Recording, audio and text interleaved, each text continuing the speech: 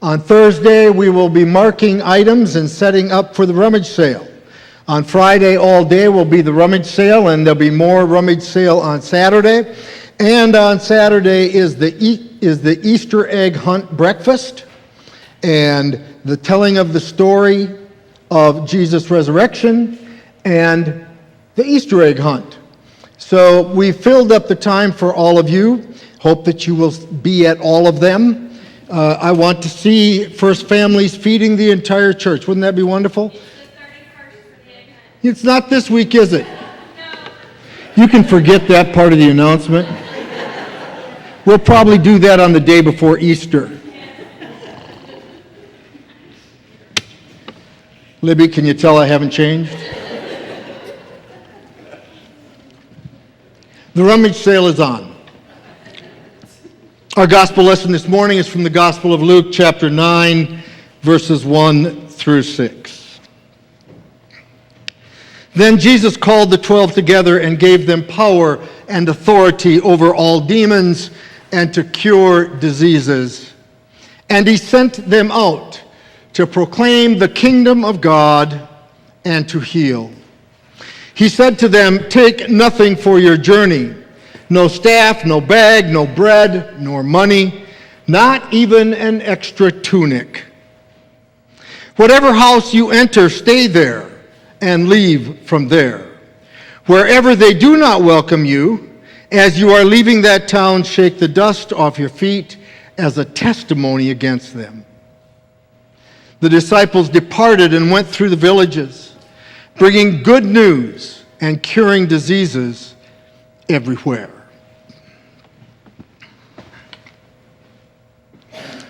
I can't believe I'm starting this way, but where does the time go?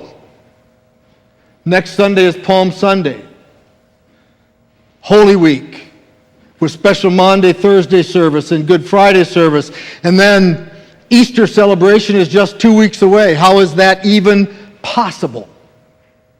Time goes by. But there are things in life and things in this world that do not go by. Some of the things that were true at the time of the disciples are still true today. We've talked about Jesus' birth and his refugee status in Egypt. We've talked about his baptism in that muddy old river Jordan. We've been reminded of his struggle in the desert to find himself and how he would live. We've talked about his teachings that are difficult and hard for every generation. Remembering that Luke, in his Sermon on the Plain, doesn't just say, "Blessed are," but also says, "Woe to you." We've talked about Jesus' expansion of the reign of God, Jesus expanding the church to include Samaritans. And if Samaritans can be included, then everyone must be included in the church and in the reign of God. And this morning, we don't just hear Jesus teaching. We don't just hear stories of his life. Instead, what we hear is we hear him commissioning us, commissioning his disciples then and all his disciples now, commissioning us to go out into the world and to be Jesus wherever we are. Because Jesus knew he couldn't do it all. He needed help. And so he tells his disciples, first of all, "I'm giving you power. All the power that you need." We live in a world where most of the time when we hear the word power, we think of corruption. I'm sorry that's true, but I think it is. But when Jesus tells us we've got the power to do something, we really do. The disciples had the power then, and that power continues for us to do the things that Jesus calls us to do. So he gives us power. And the second thing that he gives us is he gives us authority. It doesn't matter how much power you have if you don't have the authority to use it. that power does you no good.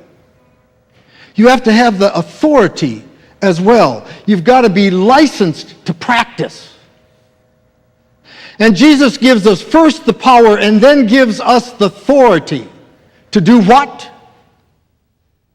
To proclaim the kingdom of God. The authority to proclaim the kingdom of God. The reign of God. My favorite way to say it is the dream of God. That thing that God dreams for the world of peace and justice and inequality.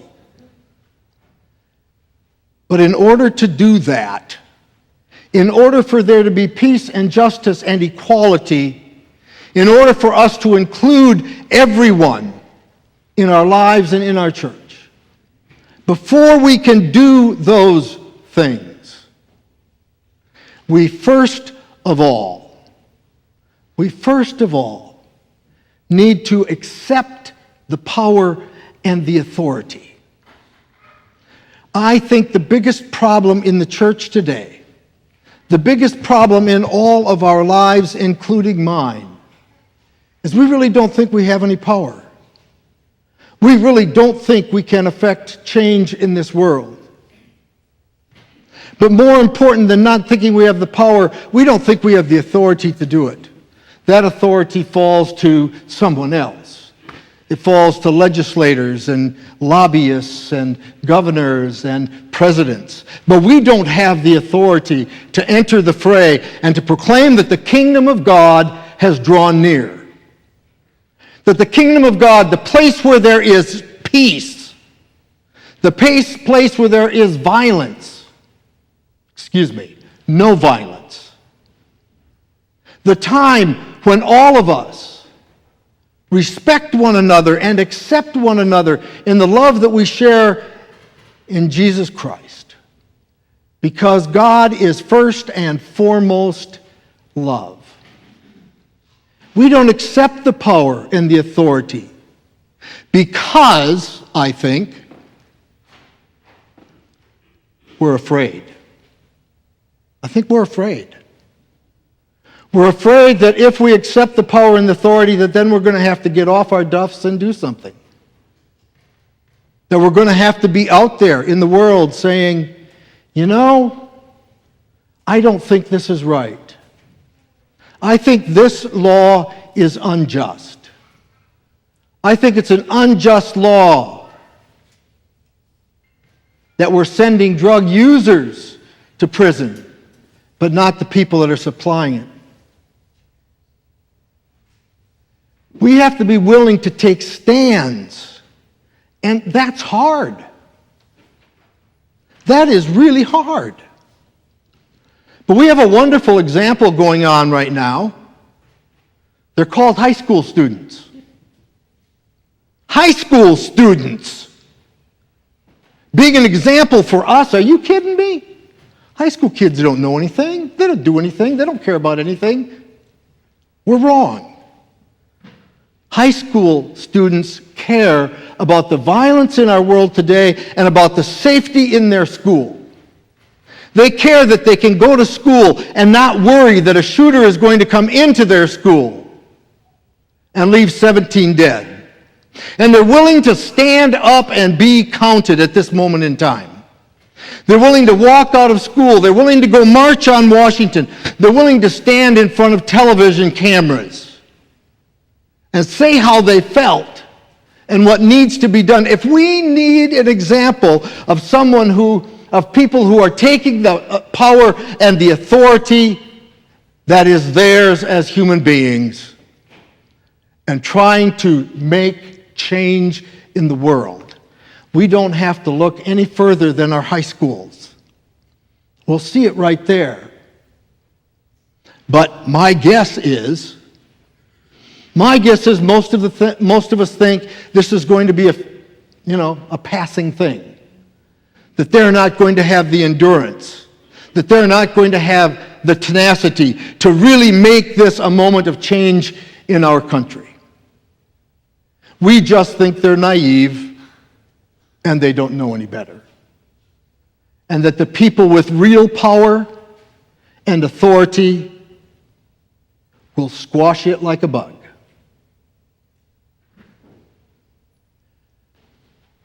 But God in Jesus Christ sends us out with the power and authority to proclaim that the kingdom of God, the reign of God, the dream of God has drawn near, and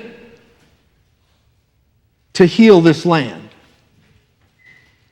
To proclaim and to heal this land.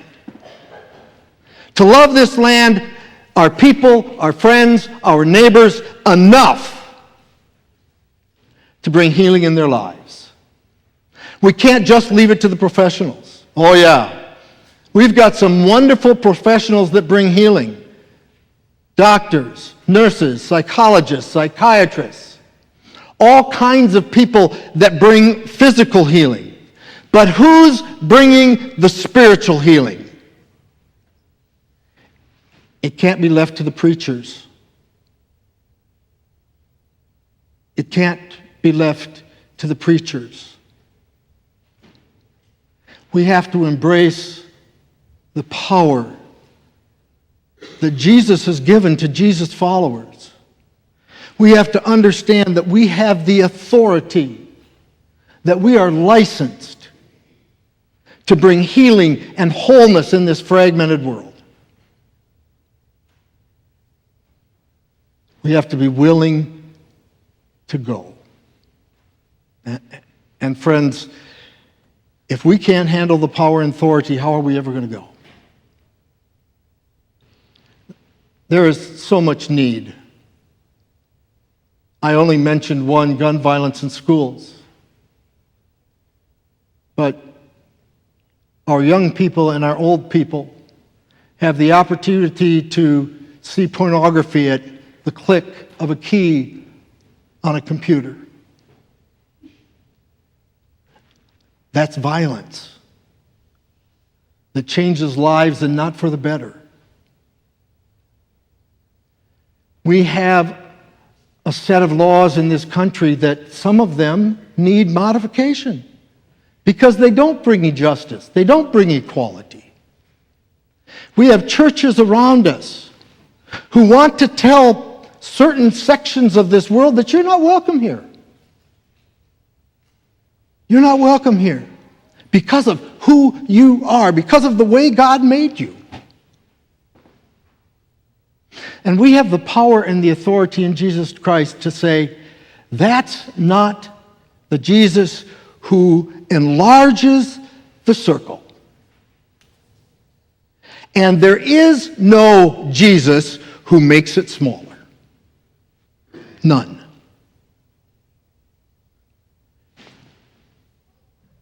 We try to make up all kinds of excuses, I think. I'm not strong enough, I can't speak. Do you remember that one, Moses? I can't speak. You know?